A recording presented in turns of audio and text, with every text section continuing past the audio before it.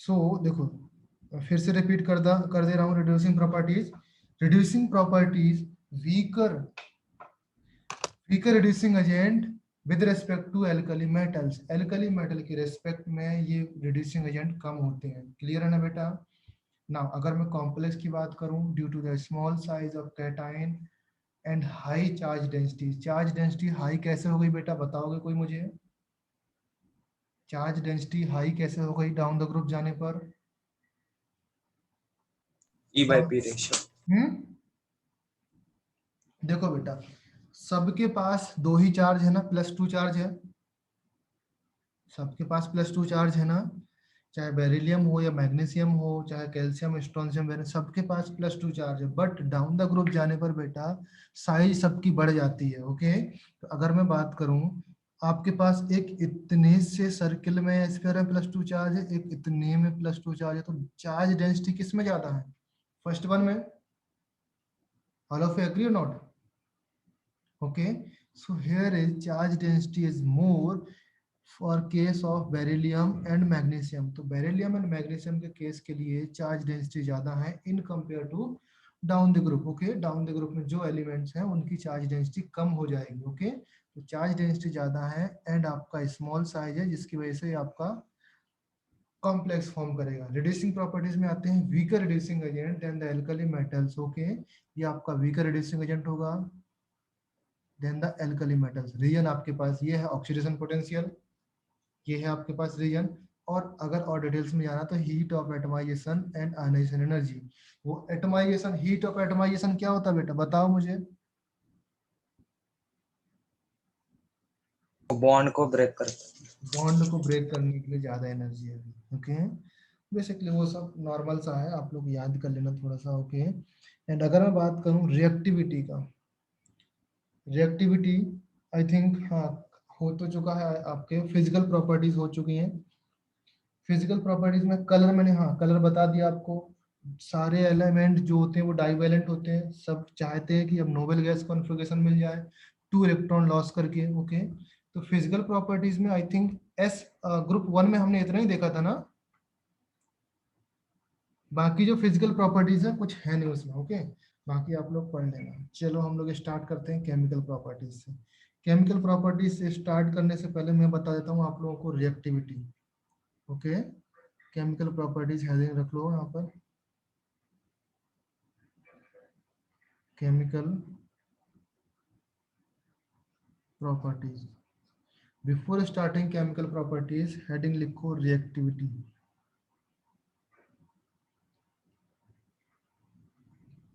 All of you know that down the group जाने पर reactivity increase होती है या डिक्रीज होगी?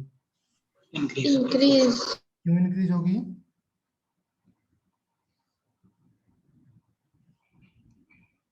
क्यों इंक्रीज होगी बेटा? Reactivity increases as ionization energy बेटा डिक्रीज होती है ना। आयनाइजेशन एनर्जी मतलब इलेक्ट्रॉन जल्दी निकाल देगा। इलेक्ट्रॉन जल्दी निकाल देने का मतलब है बेटा जल्दी से जल्दी रिएक्ट कर जाएगा, तो ionization energy decreases and reactivity increases. Clear है? नाउ अगर मैं बात करूं नॉर्मली बेरिलियम, बेरिलियम रिएक्टिव होगा या कम रिएक्टिव होगा या ज्यादा रिएक्टिव होगा? लेस। Less reactive. ओके, तो हम लिख सकते हैं लेस रिएक्टिव। अगर इसका वाटर के साथ रिएक्शन करते हैं हम लोग, no reaction with hot water, even water के साथ रिएक्शन कराएंगे तो बेरिलियम आपका रिएक्शन नहीं करेगा। समझे बेटा?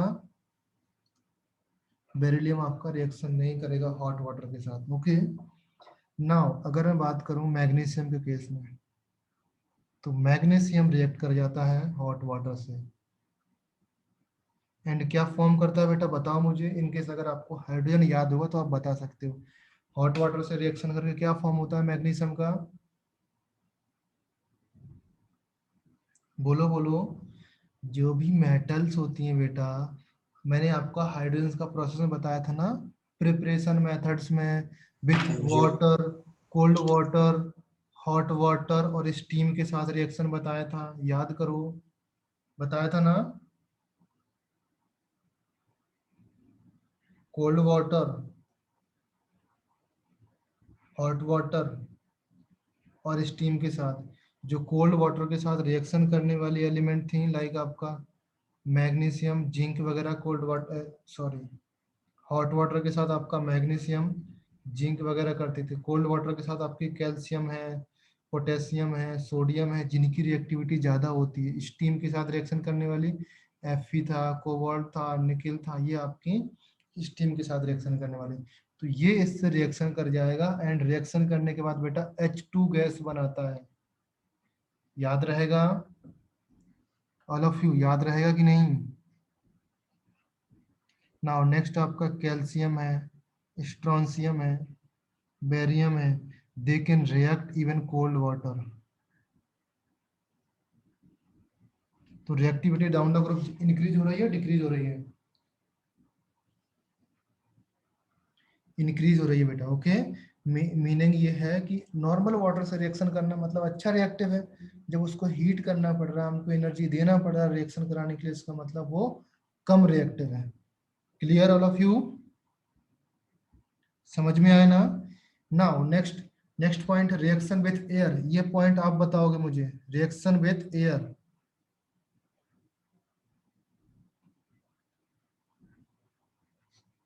अगर मैं एयर के साथ रिएक्शन करूं तो लेट से आपका मेटल M है,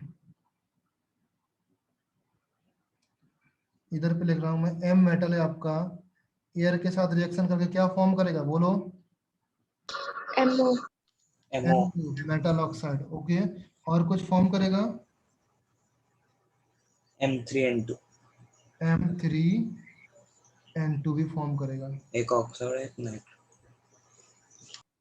समझ में आया ना बेटा? M3N2 फॉर्म करेगा। क्यों फॉर्म करेगा बेटा? अच्छा, किसके किसके साथ रिएक्शन होगा, कौन कौन सा मेटल के केस में, यहाँ पर कौन कौन सा मेटल होगा? यहाँ पर लिखो एक्सेप्ट बेरिलियम। बेरिलियम क्या होता है बेटा? बेरिलियम रिएक्शन नहीं करता। क्यों नहीं करता बेटा रिएक्शन एयर से? Less reactive होता है। लेस रिएक्टिव होता है। और भी केस होगा, except Be, other are easily tarnished meaning क्या? ड्यू टू, मैं बता रहा हूँ, due to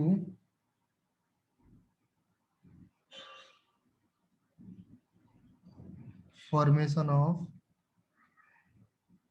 oxide layer. Tarnished का मतलब होता है बेटा इजीली डल हो जाना। डल मतलब मींस उसका कलर चेंज हो जाना। सब फॉर एग्जांपल, अगर आपने कभी फील नहीं किया होगा, जैसे आप व्हाइट शर्ट पहन के जाते हो तो एक ही दिन में गंदी हो जाती है ना,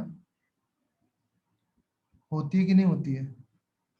तो सेम टाइप का यहाँ पर इजीली टार्निश हो जाता है, उनका कलर डल हो जाता है। पॉइंट समझा शिव प्रसाद की नहीं? हाँ सर। इजीली डल हो जाना मीन्स जितनी प्रॉपर जितना क्वालिटी पहले था वो क्वालिटी बाद में हो जाती है, ओके। क्यों हो जाता बेटा? उनके ऊपर ऑक्साइड की लेयर आ जाती है। आप व्हाइट शर्ट पहन के गए बाहर, ओके, इतना डस्ट था, इतना धूल था, तो वो सारा डस्ट और धूल आपकी शर्ट पर आ गया, तो आपके ऊपर क्या डस्ट और धूल की लेयर चढ़ गई। समझिए? सिमिलरली अगर आपका मेटल है, यहाँ पर ग्रुप 2 का मेटल है, नॉर्मली उसको रख देंगे तो एयर है ना, एयर के साथ रिएक्शन करके ऑक्साइड की लेयर फॉर्म हो जाएगी एंड उसका कलर चेंज हो जाएगा। कलर मीन्स जस्ट लाइक, जैसे फॉर एग्जांपल, अच्छा एग्जांपल इरेजर वाला। इरेजर जब आप शॉप से खरीद के लाते हो कितना वाइट होता है कि नहीं होता है? Yes sir. और normally at the time to time वो आपका पेंसिल कैसा ब्लैक कलर का हो जाता है, होता है कि नहीं होता है? ओके, तो मैं उतना ब्लैक नहीं बोल रहा हूँ, नॉर्मली आपका टार्निश हो जाता है, नॉर्मली कलर उसका चेंज हो जाता है एयर के साथ रिएक्शन करने पर। क्लियर है? Yes, sir. नाउ एक पॉइंट हो गया। सेकंड पॉइंट इसी में लिखो, बेरियम के केस में, barium in powdered form,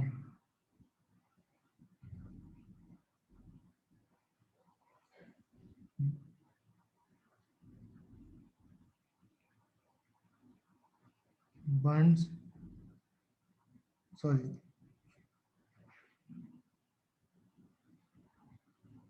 bursts into flame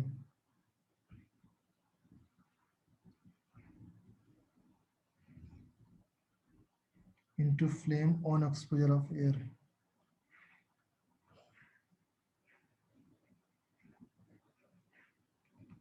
समझे बेटा? बेरियम आपका अगर पाउडर फॉर्म में होता है तो क्या हो जाता बेटा? Birds into exposure of air. Clear है? पॉइंट क्लियर हुआ ना? नेक्स्ट है रिएक्शन विथ ऑक्सीजन।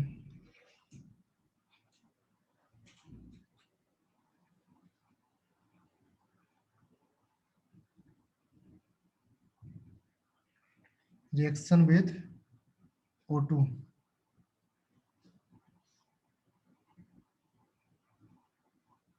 O2 के साथ किस तरीके से रिएक्शन होता है?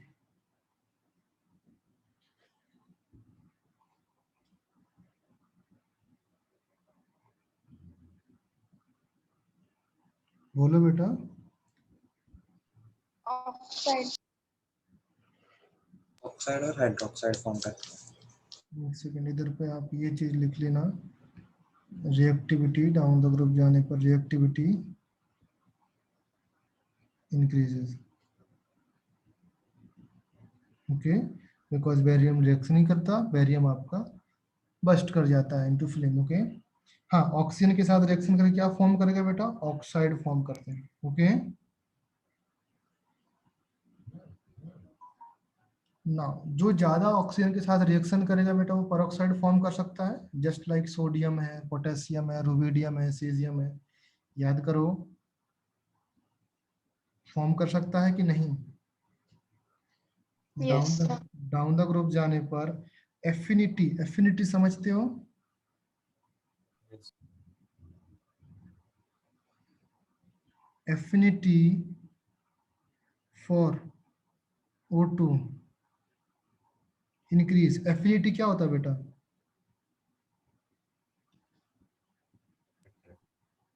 एफिनिटी क्या होता है बेटा, बताओ?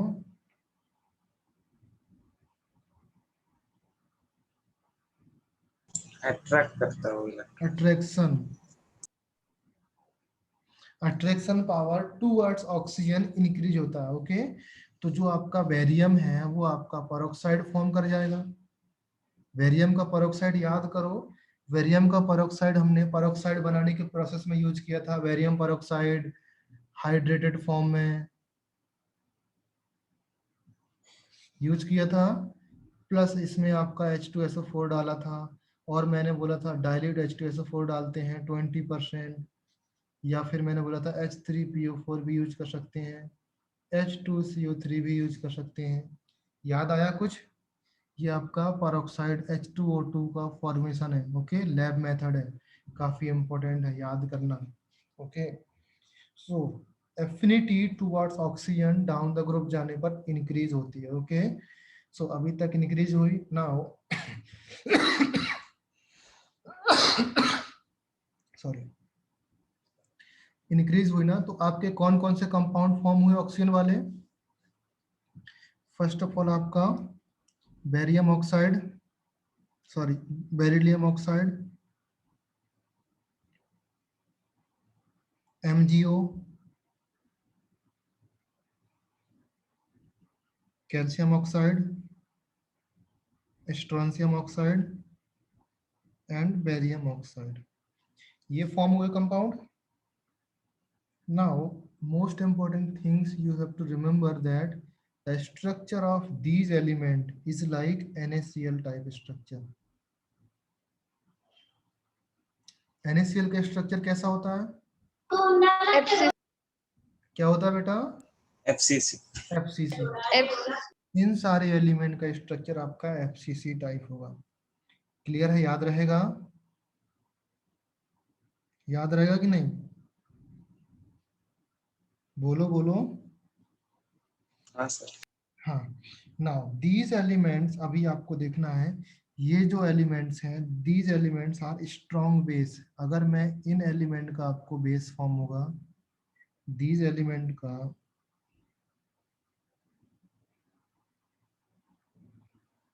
Strong base, okay. And these element बेटा बेसिकली जो आपका BeO होता है बेटा, वो आपका होता है amphoteric in nature. Amphoteric nature याद करो, होता है कि नहीं होता है? अगर आपको नहीं पता तो बेटा याद कर लो, एक एग्जाम में क्वेश्चन आ चुका है। BeO आपका एम्फोटेरिक इन नेचर। क्लियर है? एंड MgO होता है बेटा वीक बेस। तो समझ में आया ना? ये आपके स्ट्रॉन्ग बेस फॉर्म करते हैं, ये आपके बहुत ही वीक बेस फॉर्म करते हैं। क्लियर है? पॉइंट क्लियर ना? ऊपर के दो हैं आपके वीक बेस फॉर्म करते हैं। वीक बेस आपका Mg होता है, ये तो आपका एम्फोटेरिक एसिड की तरह भी बिहेव कर लेता है। तो समझ लो कि BeO आपका एसिड की तरह बिहेव करता है, और डाउन द ग्रुप जाने पर बेसिक नेचर आपका इंक्रीज होता है। समझ में आया पॉइंट? डाउन द ग्रुप जाने पर बेसिक नेचर इंक्रीज होगा। अभी ये एम्फोटेरिक होता है बेटा, इसका मतलब ये आपका कोवेलेंट कंपाउंड फॉर्म करेगा। कोवेलेंट कंपाउंड फॉर्म करेगा। एंड जो कोवेलेंट कंपाउंड फॉर्म करते हैं they have high melting point due to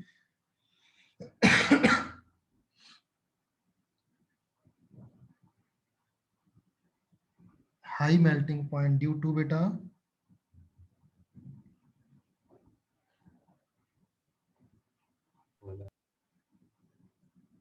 polymeric structure. इसका स्ट्रक्चर पॉलीमेरिक होता है, इसलिए इसका मेल्टिंग पॉइंट आपका ज्यादा होगा। समझे? पॉइंट क्लियर हुआ यहाँ तक? इस ऑक्साइड में मैंने कितने पॉइंट ऑक्सीजन के साथ रिएक्शन करके तो ऑक्साइड बना लिया। ओके, ऑक्सीजन के साथ रिएक्शन करके बेटा ऑक्साइड बनाया ना? बनाया ना ऑक्साइड? एंड उस ऑक्साइड की प्रॉपर्टीज है आपका BeO आपका एम्फोटेरिक होता है, MgO आपका वीक बेस होता है, CaO आपका स्ट्रॉन्ग बेस होगा। समझ में आया all of you? Is that clear? किसी को कुछ डाउट है इसमें? ओके चलो नेक्स्ट पॉइंट है आपका हाइड्रोक्साइड।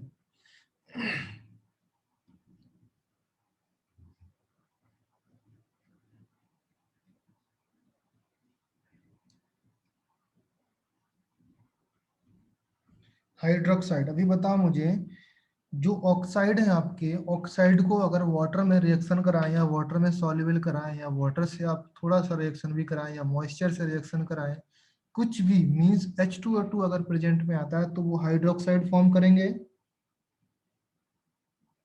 करेंगे कि नहीं बेटा? बोलो ना। अगर Yes, आपके sir. पास बेटा MO है, वाटर के साथ रिएक्शन कराते हैं तो आपका MOH का होल ट्वाइस फॉर्म करेगा ना? तो ये तो सिंपल सा चीज है, इतना तो बोलो ना। MOH का होल ट्वाइस फॉर्म करेगा, बट याद रखना जो आपका BeO है एंड MgO है, Does not react with water. insoluble in water, insoluble in water due to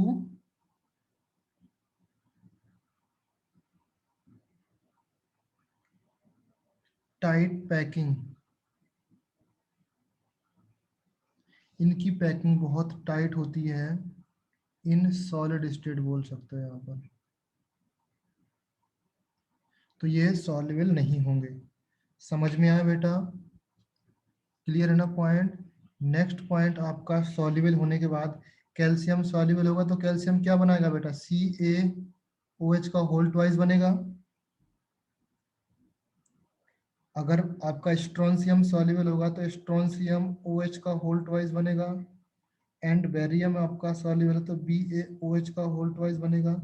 now कौन एग्री नहीं है इन 30 कंपाउंड से, इन 3 कंपाउंड से कौन एग्री नहीं है? यही कंपाउंड बनेंगे ना all of you. And you know that down the group जाने पर बेटा आयनिक कैरेक्टर इंक्रीज होता है, तो इसका मतलब बेसिक कैरेक्टर इंक्रीज होगा। बेसिक नेचर इंक्रीज होगा डाउन द ग्रुप जाने पर, Yes, sir. इंक्रीज होगा ना। तो point number 1 basic nature increase होगा। ओके, नाउ बेसिक नेचर के साथ साथ अगर मैं बात करूं यहाँ पर सॉल्युबिलिटी इंक्रीज होगी।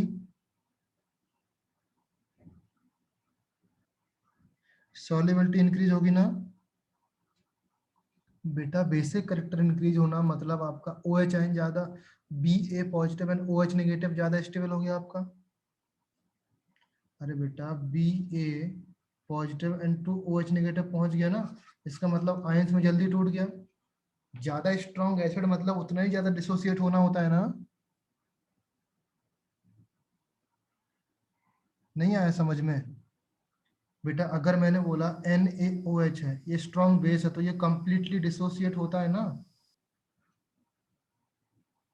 बताओ। Yes sir. तो जितना स्ट्रॉन्ग एसिड मतलब कंप्लीटली डिसोसिएट मतलब सॉल्युबल हो चुका ना, उसमें डिसोसिएट हो गए ना, Na पॉजिटिव और OH नेगेटिव में टूट गया ना, डिसोसिएट हुआ ना। तो सॉल्युबिलिटी के केस में क्या होता है बेटा? हाइड्रेशन एनर्जी एंड अगर लेटिस एनर्जी में देखूंगा तो कौन सा एनर्जी ज्यादा होता है? Hydration energy. हाइड्रेशन एनर्जी ज्यादा होता है। ओके, नाउ थर्ड पॉइंट अगर मैं लिखूं यहाँ पर, थर्ड पॉइंट थर्मल स्टेबिलिटी बताओ। तो thermal stability down the group जाने पर क्या होगा? इंक्रीज होगा या डिक्रीज होगा? इंक्रीज। Thermal stability increases. समझ में आया? तो ये 3 पॉइंट्स आपको याद रखना है। अगर मैं बोलूं बेटा जो आपका बेरिलियम है BeOH का होल ट्वाइस समहाउ किसी तरीके से बना लिया उसने, ओके, BeOH का होल ट्वाइस बना लिया या बेरियम हाइड्रोक्साइड बना लिया। ओके, लेट से मैं यहाँ पर कंपाउंड लिख रहा हूँ रेड कलर से, BeOH होल ट्वाइस इस तरीके से बनाया। ओके, तो ये कंपाउंड तो बेटा एम्फोटेरिक होता है ना, BeOH का होल ट्वाइस या BeO ऑक्साइड और हाइड्रोक्साइड Be के बेरिलियम, यहाँ पर लिख लो points. Okay, oxides, oxide and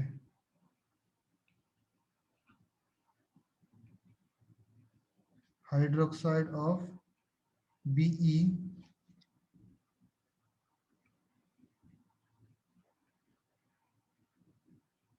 amphoteric in nature. बेटा ये क्वेश्चन जेई में कम से कम 6-7 बार रिपीट हो चुका है। क्वेश्चन देते हैं आपको BeO इसका नेचर बताओ, एम्फोटेरिक होता है, एसिडिक होता है, बेसिक होता है। सब लोग यही पढ़ाते हैं, आप लोग भी यही पढ़ते हो कि जो भी अल्कली मेटल्स होती हैं, अल्कलाइन अर्थ मेटल्स होती हैं, वो सारे बेसिक होती हैं। आपने सारा बेसिक पढ़ा ना, सोडियम से लेकर के मैग्नीशियम, स्ट्रोंशियम, बेरियम तक सारा बेसिक पढ़ा, बट आपका बेरिलियम आपका बेसिक नहीं होता है, बेरिलियम एम्फोटेरिक होता है। तो देखो इधर पे अगर मैं लिखूं यहाँ पर BeOH होल ट्वाइस बन गया, तो बेटा ये बेस के साथ रिएक्शन करेगा, OH नेगेटिव के साथ रिएक्शन करेगा ना। अगर ये एसिड की तरह बिहेव कर रहा है, इन केस ये एसिड की तरह बिहेव कर रहा है, तो ये बेस के साथ रिएक्शन करेगा। इन द सेकेंड केस अगर BeOH होल ट्वाइस है, मैं इसका HCl के साथ रिएक्शन करा दूं, तो यहाँ पर ये बेस की तरह बिहेव कर रहा है, ये आपका एसिड है। ऑल ऑफ यू एग्री और नॉट? रिएक्शन करने के बाद क्या कंपाउंड बनता है देखो, इस केस में क्या कंपाउंड बनने वाला है, इस केस में क्या कंपाउंड बनने वाला है देखो। फर्स्ट केस में आपका कंपाउंड बनेगा BeOH होल 4 एंड यहाँ पर आएगा 2 नेगेटिव, इसको बोलेंगे बेटा कॉम्प्लेक्स, जो नॉर्मली कॉम्प्लेक्स फॉर्मेशन होता है। ओके, एंड यहाँ पर आपका बनेगा BeOH होल 4, यहाँ पर आपका Cl2 प्लस यहाँ पर आपका वाटर मॉलिक्यूल भी होता है। ओके, तो ये कंपाउंड बने, इसका मतलब हम बोल सकते हैं BeOH का whole twice amphoteric in nature. समझ में आया ना बेटा? क्लियर ना? पॉइंट समझ में आया ना? Yes, बोलो। sir. ओके, तो ये आपका बेरिलियम का एम्फोटेरिक इन नेचर होता है। ओके, नाउ फिर से रिज्वाइन करो ऑल ऑफ यू। अगर आप